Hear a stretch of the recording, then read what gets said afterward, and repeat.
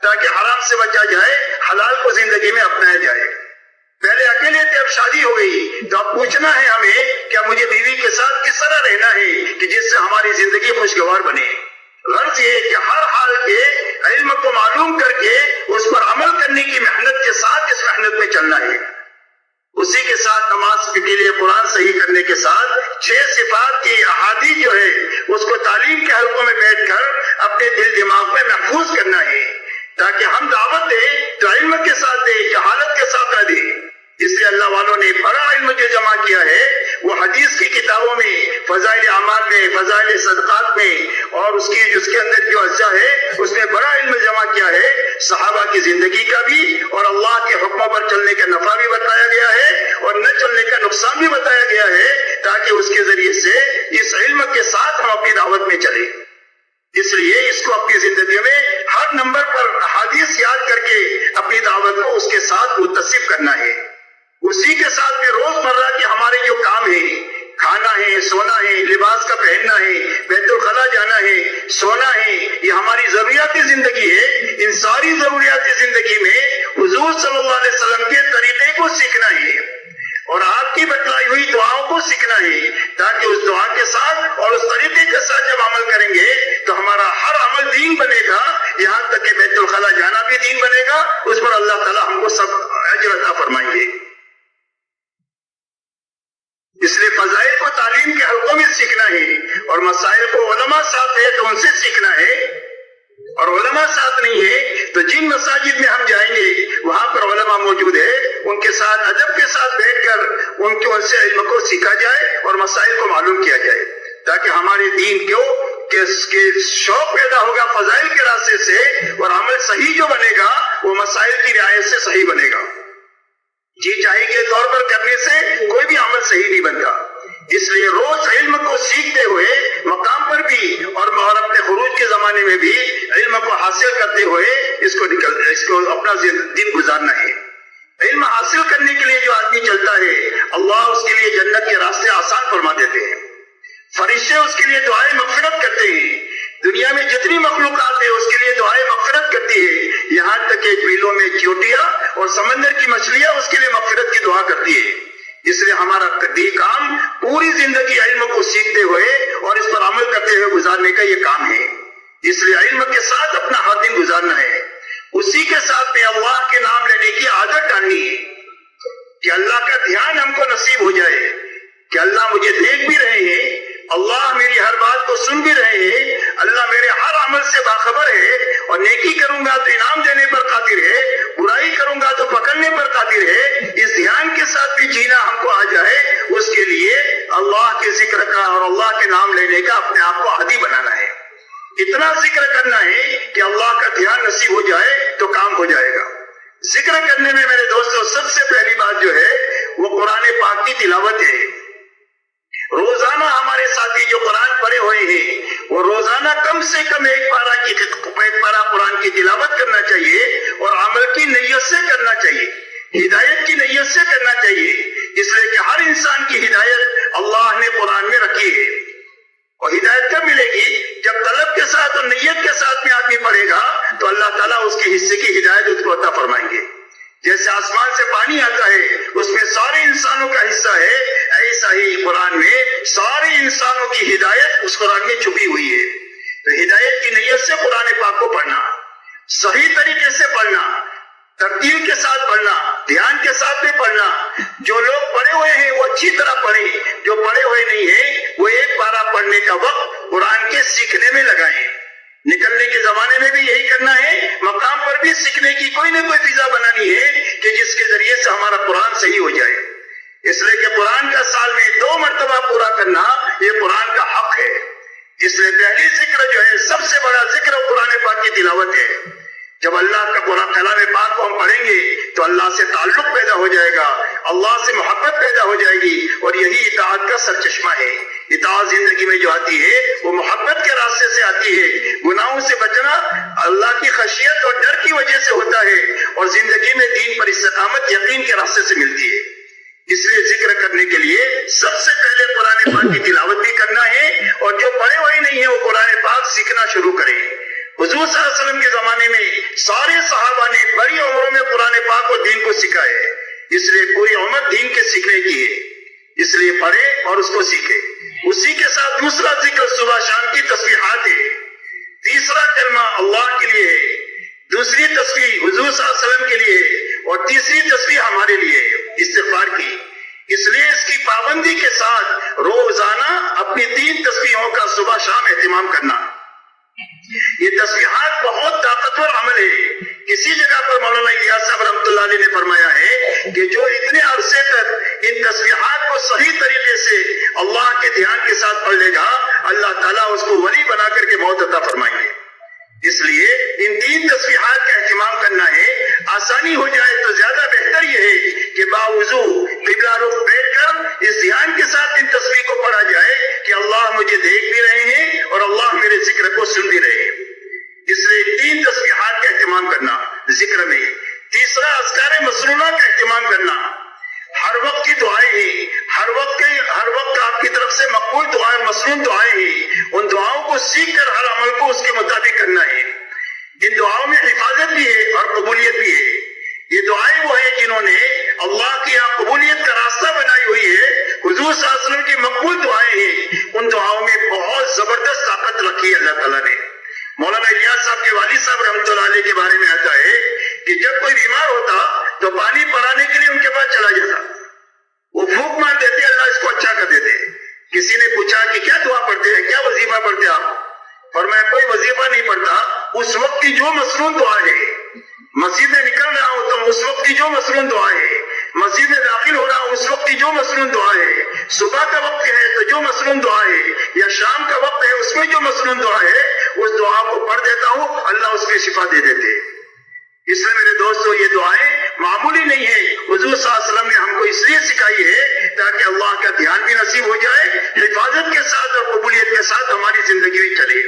اس لیے اذکار مسنونہ کو سیکھنا بھی ہے اور اس کا اہتمام کے ساتھ اہتمام بھی کرنا ہے۔ اسی کے ساتھ اپنے آپ کو دعاؤں میں لگانا ہے۔ دعا بھی بہت بڑا ذکر ہے۔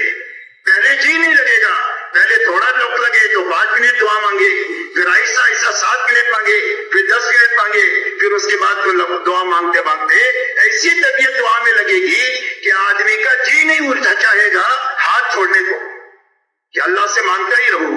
یہ جو ہے جی لگے گا دعا کرنے کی وجہ سے اور کرتے رہنے کی وجہ سے۔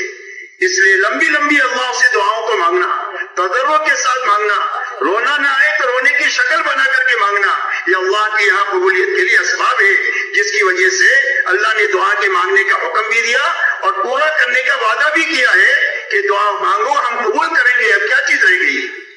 اس لیے خوب دعاؤں کا اہتمام کرنا اور لمبی لمبی دعائیں مانگنے کا اپنے آپ کو عادی بنانا۔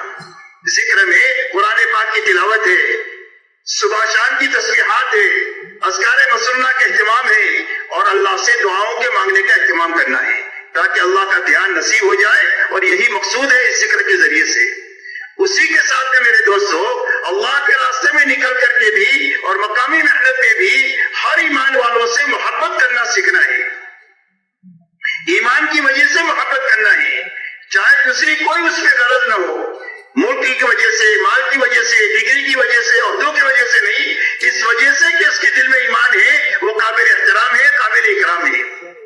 کتنا ہی گناہوں میں ڈوبا ہوا ہو، گناہوں کی نفرت دل میں ہونا چاہیے، گنہگار سے محبت ہونا چاہیے۔ بچہ گندگی میں لٹ پٹ ہو جاتا ہے تو اس کی ماں اس کو پھینک نہیں دیتی ہے، بلکہ اس کو صاف کر کے اپنے گلے سے لگا لیتی ہے۔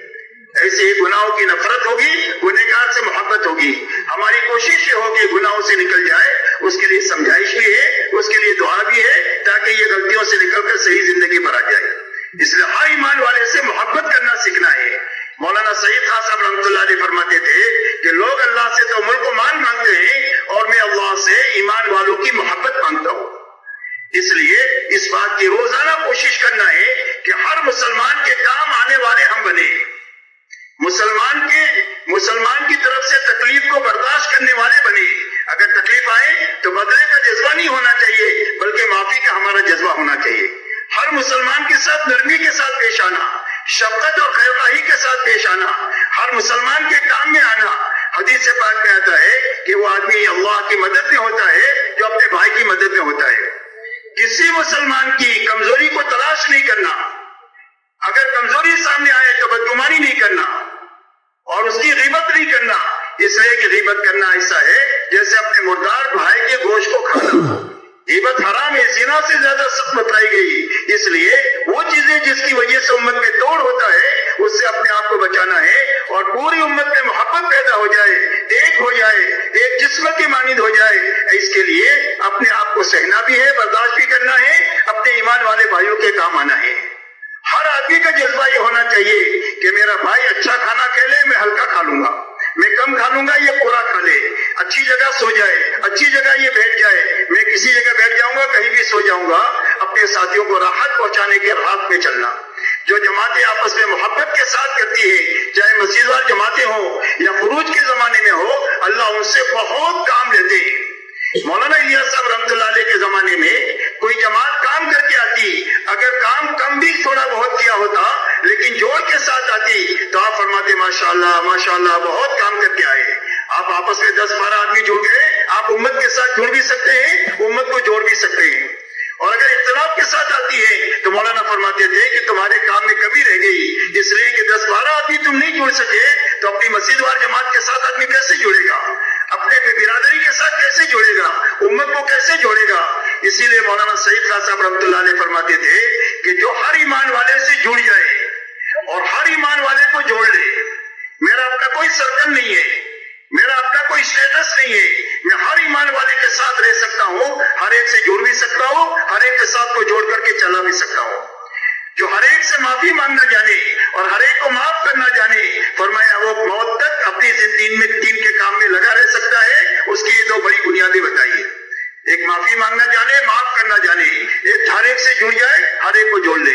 अपने अंदर में वो इस्तेदाद पैदा करनी है कि पूरी उम्मत के साथ खैर खाई का और मोहब्बत का जज्बा हमारे दिल में पैदा हो। ये 10-12 साथियों के जरिए से इसकी मशक करना है, उसी की दावत देना है पूरी कुव्वत से और उसी को अल्लाह से मांगना है। इसलिए कि अखलाक दीन का बहुत बड़ा हिस्सा है। हदीस पाक में आता है कि सबसे ज्यादा कामिल ईमान वाला वो है जो सबसे ज्यादा अच्छे अखलाक वाला है। क़यामत के दिन आदमी के अमल नामे में सबसे ज्यादा वजनी चीज वो होगी कि जो उसके अच्छे अखलाक होंगे। इसलिए अखलाक के बनाने की मशक करना है इस मेहनत के जरिए से, ताकि हर एक को नफा पहुंचाने वाले बने। हमारी जात से किसी को तकलीफ नहीं पहुंचनी चाहिए, हर एक को राहत पहुंचने की। उसी की दावत है, उसी की दुआ है और उसी की मशक है। उसी के साथ अल्लाह के रास्ते में निकल कर और इस मेहनत में अपनी नीयतों को सही करने की मशक करनी है। आमतौर पर आदमी या तो बगैर नीयत के काम करता है या बिगड़ी हुई नीयत से काम करता है, और ये दोनों चीजें आदमी के हक में बुरी है। बगैर नीयत के करना भी बुरा है और गलत नीयत के साथ करना भी बुरा है। तो इस रास्ते में निकल कर और इस मेहनत में चलते हुए अपनी नीयतों को सही बनाने की कोशिश करना है कि हमारी नीयत क्या होनी चाहिए। हर अमल में सिर्फ ये होनी चाहिए कि अल्लाह राजी हो जाए, हमारी आखिरत बन जाए, यही हमारी मंजिल है। तो अल्लाह को राजी करने की नीयत बनाना, अपनी आखिरत बनाने की नीयत बनाना, इसी का नाम इखलास है। तो इसकी मशक करना है कि हर अमल छोटे बड़े के वक्त में ये ध्यान रहे कि मैं इस अमल को क्यों कर रहा हूँ। बीच में अपनी नीयत को अच्छी तरह टटोले कि उसमें अल्लाह के और आखिरत के अलावा कोई दूसरी गलत नहीं आ गई, और अमल के खत्म पर इस्तिग़फ़ार के साथ खत्म करे। इसलिए कि कैसा भी काम हम अच्छा करें लेकिन अल्लाह के शान निशान नहीं हो सकता है, इसलिए इस्तिग़फ़ार पर अपने अमल को खत्म करेंगे तो अल्लाह ताला कमी कोताही को माफ फरमाएंगे, और जो उसमें खैर अल्लाह की तौफीक से आएगी अल्लाह ताला इसको कबूल फरमाएंगे। इसके लिए इसकी मशक करना है। इसलिए कि मुखलिसीन हिदायत के चिराग है, चाहे थोड़े हो चाहे कमजोर हो। थोड़े होने से घबराने की जरूरत नहीं है और कमजोरी से घबराने की जरूरत नहीं है। अल्लाह अपनी कुव्वत साथ करके कवी बना देंगे और अपने लश्करों को साथ करके अल्लाह इनको ज्यादा कर देंगे और अल्लाह इनको हिदायत का जरिया बना देंगे। शर्त यह है कि मुखलिसीन की जमात तैयार हो, और मुखलिस बनेगा अल्लाह को और आखिरत को सामने रखकर हर अमल में चलने की वजह से। तो इसकी मशक भी करना है, पूरी उम्मत को इसकी दावत देना है और अल्लाह से इखलास को मांगना है। अपने बारे में हमेशा शक में रहना है, दूसरों के बारे में हमेशा अच्छा गुमान रखना है। ये तो मुखलिसीन की जमात है, अल्लाह मुझे भी इनके जैसा मुखलिस बना दे। इसलिए मेरे दोस्तों, इखलास की जिंदगी में लाने की मशक करना है। उसी के साथ में दावत का काम करते हुए दावत को सीखना है। اس لیے کہ آدمی یا تو داعی بن کر دنیا میں جیے گا یا مدعو بن کر کے جیے گا. یا تو اس کی زندگی میں دعوت ہوگی تو وہ کسی سے متاثر نہیں ہوگا کتنے ہی برے ماحول میں کیوں جائے. اور اگر دعوت نہیں ہوگی تو مسلمان گھر میں مسلمان ملک میں رہ کر کے یہ باطل سے متاثر ہو کر زندگی گزارے گا. اس لیے کہ دعوت جو ہے وہ قلعہ ہے جس سے آدمی کی حفاظت ہوتی ہے باطل کے اثرات قبول کرنے سے. اس کے لیے اس کام کو اچھی طرح سیکھنا ہے. اور دعوت کے ذریعے سے جو غرض ہے 6 نمبر کی وہ یہ ہے کہ اپنی جان اور مال کا استعمال ایسا بن جائے جس راستے پر حضور صلی اللہ علیہ وسلم نے پوری امت کو لگایا ہے.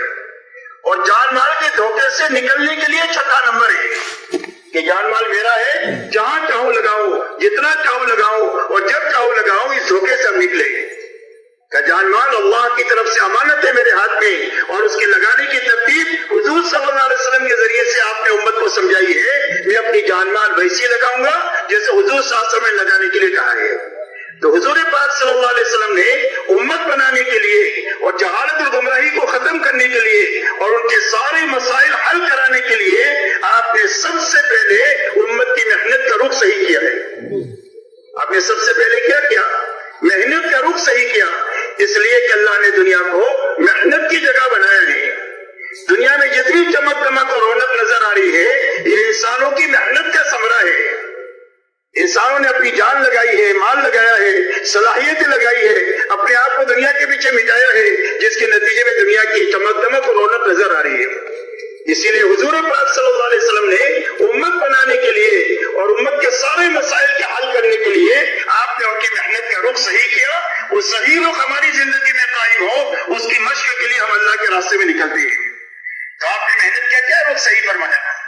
آپ نے محنت کا یہ رخ صحیح فرمایا کہ ہر ایمان والا اپنی جان مال ایمان کے سیکھنے پر لگائے, ایمان کے پھیلانے پر لگائے, یعنی دعوت اللہ میں لگائے جتنا کہ دعوت کا تقاضا ہے. مکی زندگی میں انفرادی دعوت کا نظام تھا, مدنی زندگی میں اجتماعی دعوت کا نظام بنا, جس میں آپ نے 25 سے زیادہ سفر فرمائے اور اپنے صحابہ سے تقریباً 150 سفر کرائے. کن حالات میں کرائے؟ حالات یہ ہے کہ آپ کے گھر میں 2 مہینے ایسے گزرتے ہیں کہ جس میں چاند دیکھا نہیں گیا. یہ آپ کے گھر کا حال یہ ہے. مدینہ کا حال یہ ہے کہ پوری سب بھوک کی وجہ سے گر جا رہی ہے. کپڑوں کی اتنی کمی ہے کہ ایک دوسرے کی اوٹ پہ بیٹھتے ہیں تاکہ کسی کا سفر نہ کھل جائے. سواریوں کی اتنی کمی ہے کہ ایک سواری پر 10 سوار باری سوار ہوتے ہیں, پیدل چلتے ہیں, پیر پڑ گئے تو چتڑے باندھ کر کے چلتے ہیں. ان حالات میں آپ نے صحابہ سے 150 سفر کرائے. نزدیک کے, دور کے, تھوڑے وقت کے لیے, زیادہ وقت کے لیے, چھوٹی جماعت بنا کر, بڑی جماعت بنا کر. غرض یہ کہ جتنی دعوت کا نظام ہے وہ صرف تقاضے پر ہے, جتنا تقاضا اس کی تشکیل. جو کر سکتا ہے کرے, جو نہیں کر سکتا ہے وہ روئے. اس لیے کہ اسلام میں رہبانیت بھی نہیں ہے اور اسلام میں نفسانیت بھی نہیں ہے.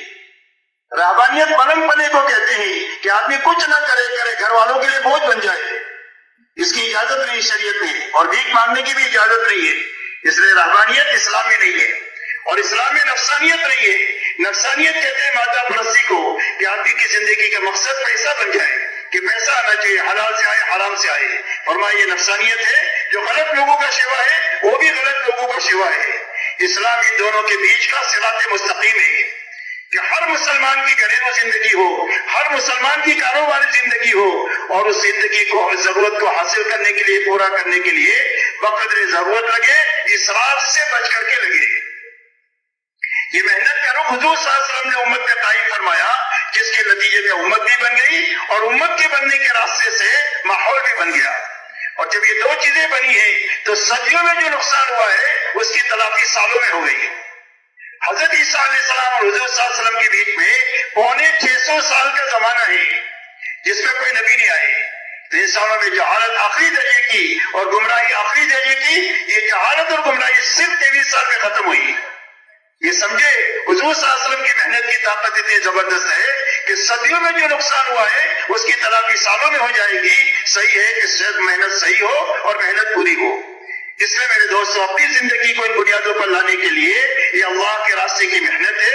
نقل و حرکت بھی اسی کا حصہ ہے اور مقامی محنت بھی اسی کا حصہ ہے.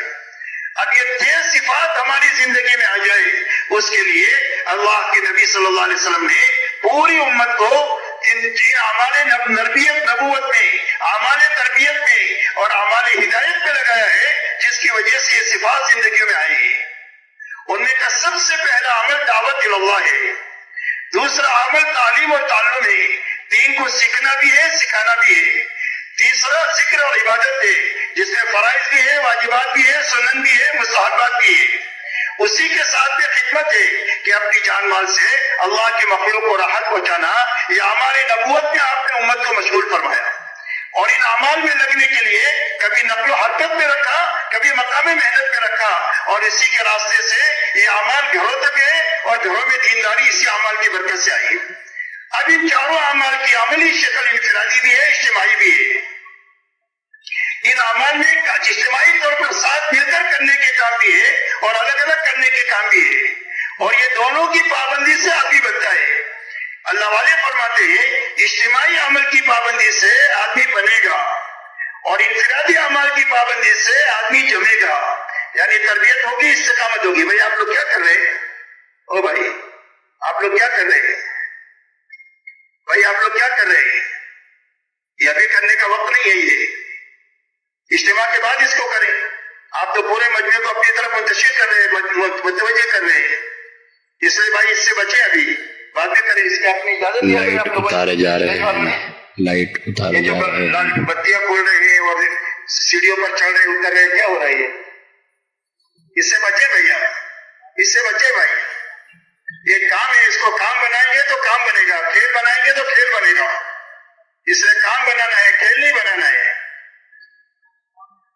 ہمارے سارے ساتھیوں کو واپسی کی فکر کے بجائے ہر مجلس میں پابندی کے ساتھ پورا لگنا چاہیے، اس لیے کہ ہم ایک مقصد کے لیے آئے ہیں، اس مقصد میں اپنی تمام تر توانائی طاقت کو لگانا ہے۔ بچے بھائی ساتھی اس سے بعد میں اس کو کریں، اس سے آدمی بنے گا۔ ہماری محنت میں مشورہ اجتماعی عمل ہے، نماز اجتماعی عمل ہے، تعلیم اجتماعی عمل ہے، دعوت اور گشت اجتماعی عمل ہے، سونا اجتماعی عمل ہے، سفر اجتماعی عمل ہے، اور سونا اور کھانا یہ اجتماعی عمل ہے۔ ایک ساتھ مل کر یہ سارے کاموں کو کریں گے، ایک ساتھ مل کر کے۔ ہماری اس محنت میں انفرادی اعمال بھی ہے، جس میں نوافل کا اہتمام ہے، قرآن پاک کی تلاوت ہے، تسبیحات کا اہتمام ہے، اذکار مسنونہ کا اہتمام ہے، دعاؤں کا مانگنا ہے، انفرادی خدمت کی شکلیں ہیں، اسی کے ساتھ میں انفرادی سیکھنا سکھانا ہے، انفرادی فضائل کی کتابوں کا مطالعہ ہے، یہ انفرادی اعمال ہے۔ ان دونوں کی پابندی کے ساتھ ہر دن اپنا گزارنا ہے۔ مقام والوں کو مقام میں، گھر کاروبار کی رعایت کے ساتھ ان انفرادی اجتماعی اعمال میں جو بزرگ اللہ والے بتلاتے ہیں اس کے مطابق چلنا ہے، اور جماعت میں نکلنے والے کو اپنا پورا وقت ان اعمال میں اپنی ضروریات سے بچا کر کے لگانا ہے۔ ہمارے پاس میں 24 گھنٹے میں 9 گھنٹہ 10 گھنٹہ اپنے کھانے میں، سونے میں، نہانے میں، کپڑے دھونے میں لگا کر کے بعد میں جو 14-15 گھنٹہ ہمارا جو بچتا ہے وہ سارا وقت دعوت میں لگانے کے لیے ہے، انفرادی اجتماعی طور پر تعلیم اور تعلم میں لگانے کے لیے ہے، ذکر عبادت میں لگانے کے لیے ہے، خدمت اور اخلاق کے لیے لگانے کے لیے ہے۔ جب ان اعمال کو انفرادی اجتماعی طور پر کریں گے تو اللہ ہماری تربیت بھی فرمائیں گے، استقامت بھی عطا فرمائیں گے، کام کی سمجھ بوجھ بھی عطا فرمائیں گے، اور کام کرا دیں گے بھی دیں گے۔ اور جب تربیت اور استقامت ہوگی، بننا اور جمنا ہوگا تو اللہ قبولیت کے ساتھ کام لیں گے۔ ورنہ جہاں تک دین کے کام کا لینے کا تعلق ہے، اللہ فاسق اور فاجر سے بھی لے لیتے ہیں، لیکن فاسق فاجر کو ملے گا کچھ نہیں۔ اچھی طرح سمجھے، یہ کتابوں میں ایک واقعہ آتا ہے کہ میدان احد میں عثمان نامی آدمی نے بڑا کام کیا مسلمانوں کی طرف سے، میدان واہ واہ ہو گئی کہ فلانا فلانا فلانا اس کا نام ہو گیا۔ آپ کو پتا چلا تو آپ نے فرمایا وہ تو جہنمی ہے۔ تھوڑی دیر کے بعد اس کو ایک زخم لگا، اس سے برداشت نہیں ہوا، اپنا خنجر پیٹ میں گھونپ کر حرامات پہنچ کر کے جہنم میں چلا گیا۔ اس لیے میرے دوستوں، کام کا اصل ہونا ضرور کافی نہیں ہے، بلکہ صحیح ہونا، قبول ہونا اصل ہے، اور قبولیت کی شرط ہے تربیت اور استقامت، کہ آدمی بنے اور بنا کر کے بنا ہوا چلے۔ اس لیے تربیت اور استقامت جو پیدا ہوگی وہ انفرادی اجتماعی اعمال کی پابندی سے ہوگی۔ ابھی جو اعمال بتلائے گئے انفرادی اجتماعی، روزانہ ہر ساتھی اس دھیان کے ساتھ میں اپنا دن پورا کرے کہ یہ سارے کام پورے ہوئے یا کمی رہ گئی۔ اگر سارے کام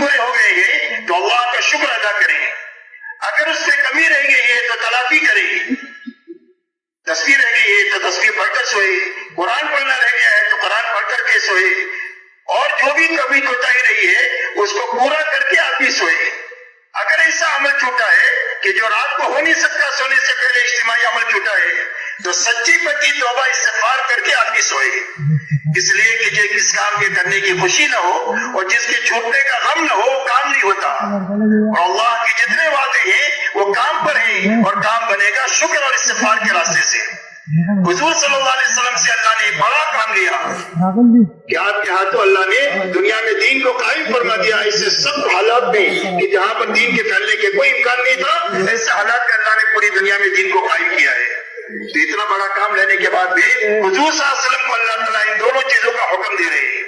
اذا جاء نصر الله والفتح ورأيت الناس يدخلون في دين الله افواجا فسبح بحمد ربك واستغفره انه كان توابا، کہ ہمارے نبی جی فتح مکہ ہو گیا اور اللہ کا دین، اللہ کی مدد آ گئی، اور فوج در فوج، گروہ در گروہ، قبیلے در قبیلے، ملک در ملک اسلام میں داخل ہونے لگے۔ اتنا بڑا کام ہم نے آپ سے لیا ہے تو آپ کیا کریں؟ فرمایا آپ ہمارا شکر ادا کریں، ہماری پاکی بیان کریں، ہماری تعریف بیان کریں اور استغفار کریں۔ یہ دو چیزوں کا آپ کو حکم دیا گیا۔ اس لیے میرے دوستو، اس شکر اور استغفار کے ساتھ اپنا ہر دن گزارنا، پورا ہوا ہے شکر کیا جائے، کمی رہی ہے تو تلافی کی جائے، تلافی نہیں ہو سکتی ہے تو سچا پکا استغفار کیا جائے۔ اس لیے ان اعمال کی پابندی کے ساتھ میں اپنا وقت لگانا ہے۔ اسی کے ساتھ میرے محترم دوستو، اب یہ جماعتیں ہماری جو جائے گی وہ جماعت کی شکل میں یہاں سے جائے گی، اس لیے کہ اللہ کی تائید اور مدد جماعت کے ساتھ ہوتی ہے، اور جماعت اس وقت بنتی ہے جب اس میں کوئی ساتھی ہو، اس کے اوپر ایک ذمہ دار ہو، جیسے مقتدی ہو اس کے ساتھ امام ہو تو کہیں گے جماعت ہو گئی۔ ایسی جماعت جو بنے گی وہ ذمہ دار کے ساتھ ہونے کی وجہ سے بنے گی۔ حضور صلی اللہ علیہ وسلم کا یہ حکم ہے کہ جب تم 3 آدمی ہو تو ایک آدمی کو امیر بنا دو، اس لیے سنت کے مطابق ہمارا سفر ہوگا۔ اور آپ یہ فرماتے ہیں کہ جس نے میرے امیر کی اطاعت کیا، امیر جو بنایا جاتا ہے آپ کے حکم کی وجہ سے بنایا جاتا ہے، سنت پر عمل کی نیت سے بنایا جاتا ہے، اس لیے فرمایا جس نے میرے امیر کی اطاعت کیا اس نے میری اطاعت کیا، اور جس نے میری اطاعت کیا اس نے اللہ کی اطاعت کیا، اور جو اللہ کی اطاعت کرے گا وہ جنت میں جائے گا۔ جماعت بھی نکلنے کے زمانے میں بھی اور مقام پر بھی ہر آدمی کے ساتھ میں اس کا نفس بھی ہے، شیطان بھی ہے۔ نفس سے حفاظت کے راستے سنت کا طریقہ ہے کہ سنت کے مطابق عمل کریں گے تو شیطان سے حفاظت ہو جائے گی۔ نفس کی تربیت کے لیے امیر کی اطاعت ہے اور مشورے کی پابندی ہے۔ مقام پر تو مشورہ ہوتا ہے تو مشورے کی پابندی ہے، ایسا ہی جماعت میں نکل کر ایک ذمہ دار ہوتا ہے، وہ ذمہ دار کی اطاعت کے ساتھ اللہ کی اطاعت میں چلنا یہ اپنی نفس کی تربیت کا طاقتور ذریعہ ہے۔ اس لیے کہ نفس کی مثال آوارہ پتے کی ہے، کہیں پر بھی منہ مارتا ہے، اور نفس کی فطرت میں برائی کا حکم کرنا ہے، اور آدمی کا سب سے بڑا دشمن اس کا نفس ہے۔ تو اس نفس کی تربیت کی ضرورت ہے، اور اس کی تربیت جب ہوگی اور اس میں انقیاد اور اطاعت پیدا ہوگی تو اب وہ نفس لوامہ بنے گا۔ پہلے ہمارا بالسوء ہے، برائی کا حکم کرنا اس کی فطرت میں ہے، تربیت ہو جائے، اس کی دیکھ بھال ہو جائے، اس کی تزکیے کی فکر ہو جائے تو نفس لوامہ بنے گا، اور جب نفس لوامہ کا اور دھیان ہو جائے نفس کے بنانے کے لیے تو پھر نفس مطمئنہ بنے گا، اور نفس مطمئنہ بنا تو آدمی کی زندگی کو آنے کا مقصد پورا ہو گیا۔ اس حالت میں اللہ سے ملے گا کہ اللہ اس سے راضی ہے، وہ اللہ سے راضی ہے، اللہ اپنے نیک بندوں میں اس کو شامل کر دیں گے اور جنت میں داخل کر دیں گے جو نفس مطمئنہ کے ساتھ جیے گا۔ تو اپنی نفس کی تربیت کے لیے امیر کی اطاعت ہے، امیر کی اطاعت کے ساتھ میں اپنا پورا وقت لگانا ہے اللہ کی اطاعت میں۔ اللہ کی نافرمانی میں کسی کی اطاعت کی اجازت نہیں ہے، یاد رکھیں۔ جب تک امیر اللہ کی اطاعت پر ہمیں ڈال رہا ہے، اطاعت کے کاموں پر ڈال رہا ہے، اس کی اطاعت کی جائے گی۔ تو ہماری نفس کی تربیت کے لیے امیر کی اطاعت ہے تاکہ اس راستے سے اللہ رسول کی اطاعت تک پہنچ جائے، جو مقصود ہے اسی سے ہماری دنیا آخرت بنے گی۔ چاہے وہ امیر اپنے سے علم میں کم ہو، عمل میں کم ہو، تجربے میں کم ہو، پرانے پن میں کم ہو، لیکن جس کو مشورے سے ذمہ دار بنایا دیا جائے اللہ کی فرما برداری میں اس کی اطاعت کرنی ہے، اسی سے آدمی کی تربیت ہے۔ پتھر پر ہیرا گھستا ہے، ہو سکتا ہے کہ ذمہ دار اپنی غلطی کی وجہ سے صحیح نہ چل سکے، لیکن جو اطاعت کرے گا اللہ اس کے ہاتھ میں اس کی تربیت فرما دیں گے۔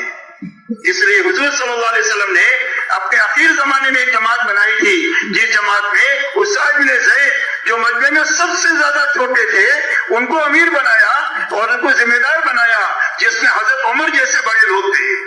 اس پوری امت کو تعلیم ہے کہ جو ذمہ دار تمہارا بنایا جائے اللہ کی اطاعت میں اس کی اطاعت کے ساتھ میں چلنا ہے، اس لیے ہمیں کی اطاعت سے چلنا ہے۔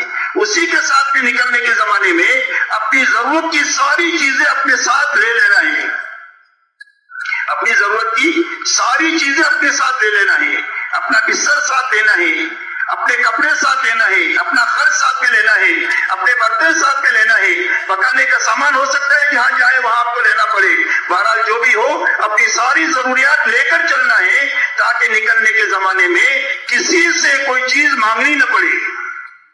سب سے پہلی بچنے کی چیز سوال ہے کہ کسی سے کوئی چیز نہیں مانگیں گے، نہ سوئی مانگیں گے نہ تاگا مانگیں گے۔ جو 4 مہینے کی جماعتیں ہیں وہ سوئی تاگا بھی اپنے ساتھ لے لیں تاکہ ضرورت پڑے کپڑے کو سینے کی تو کسی سے مانگنا نہ پڑے۔ اپنی تمام ضروریات کو ساتھ میں لے کر کے چلنا ہے تاکہ سوال سے ہم اپنے آپ کو بچیں۔ سوال سے اتنا بچنا ضروری ہے کہ حضور صلی اللہ علیہ وسلم کے بارے میں صحابہ فرماتے ہیں کہ آپ کے ہاتھ پر ہم نے بیعت کیا کہ ہم سوال نہیں کریں گے۔ تو کسی صحابی کا اونٹ چلانے کا گھوڑا نیچے گر جاتا تھا تو نیچے آدمی چلنے والے کو نہیں کہتے تھے کہ یہ گھوڑا مجھے دے دو، بلکہ اپنا اونٹ بٹھاتے تھے، گھوڑا لیتے تھے، پھر سوار ہو کر کے چلتے تھے۔ کہ حضور صلی اللہ علیہ وسلم نے سوال سے منع کیا ہے، ہم سوال نہیں کریں گے، ضرورت پڑے گی تو ہم اللہ سے کہیں گے۔ اس راستے میں دعائیں ایسی مقبول ہوتی ہے جیسے انبیاء بنی اسرائیل کی دعائیں قبول ہوتی تھی۔ اس لیے میرے دوستو، سوال سے اپنے آپ کو کلی طور پر بچانا ہے، پرانے کو بھی بچانا ہے، نئے کو بھی بچانا ہے۔ کسی آدمی کو مخلوق سے مانگنے کی اجازت نہیں ہے، اللہ سے مانگنے کا نام عبادت ہے اور مخلوق سے مانگنے کا نام سوال ہے۔ اس لیے پہلے سوال سے اپنے آپ کو بچانا ہے، دوسرا اشراف سے بچانا ہے۔ اشراف کہتے ہیں دنیا کی اور اپنے ساتھیوں کی اچھی چیزوں کی طرف للچائی ہوئی نگاہوں سے دیکھنا، اس سے اپنے آپ کو کلی طور پر بچانا ہے۔ دنیا میں حرام کو بھی نہیں دیکھنا اور دنیا کے حلال کو بھی نہیں دیکھنا۔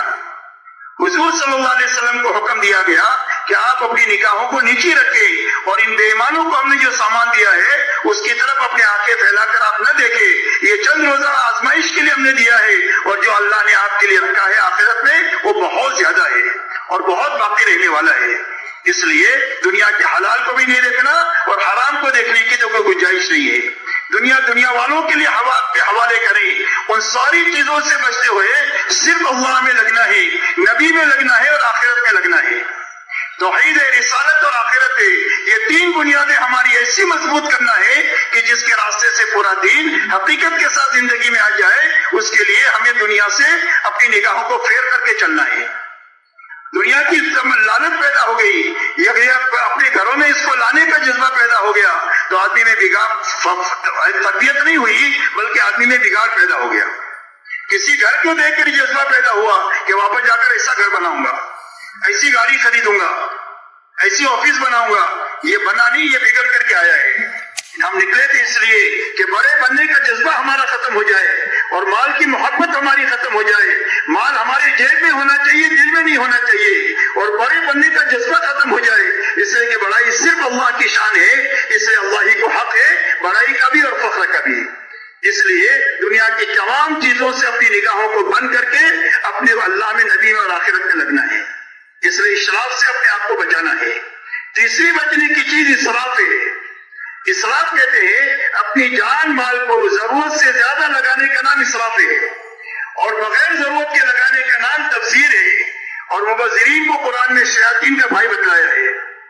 اس لیے ضرورت سے زیادہ لگانے کا نام اسراف ہے۔ آپ کی ضرورت 10 روپے میں پوری ہوتی ہے تو 12 روپیہ نہیں لگانا، 2 روپیہ اسراف ہے۔ آپ کا کام آدھے گھنٹے میں پورا ہوتا ہے، وہاں 35 منٹ نہیں لگانا، 5 منٹ اسراف ہے۔ تو اپنی زندگیوں کو اسراف سے پاک کرنا ہے۔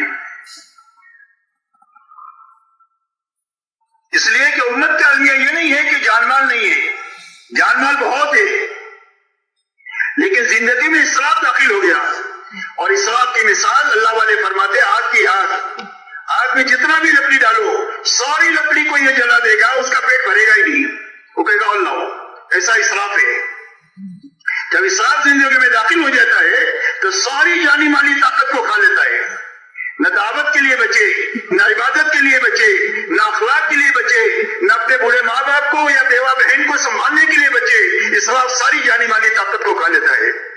یہ دعوت و تبلیغ کی محنت اپنی زندگیوں کو اسراف سے نکالنے کی محنت ہے کہ ہماری زندگیوں سے اسراف نکل جائے اور ہماری زندگیاں ضرورت پر آئے، سادگی پر آئے۔ سادگی اور ضرورت پر آئے گی تو مال بھی بہت ہے، وقت بھی بہت ہے، جان کی طاقت بھی بہت ہے، جس کو ہم دعوت پر لگا سکتے ہیں، عبادت پر لگا سکتے ہیں، اخلاق پر لگا سکتے ہیں، اور اپنی اپنے متعلقین کی ضروریات کے حاصل کرنے میں بھی لگا سکتے ہیں، پوری کرنے میں بھی لگا سکتے ہیں، بقدر ضرورت لگا سکتے ہیں، اسراف سے بچ کر کے لگا سکتے ہیں۔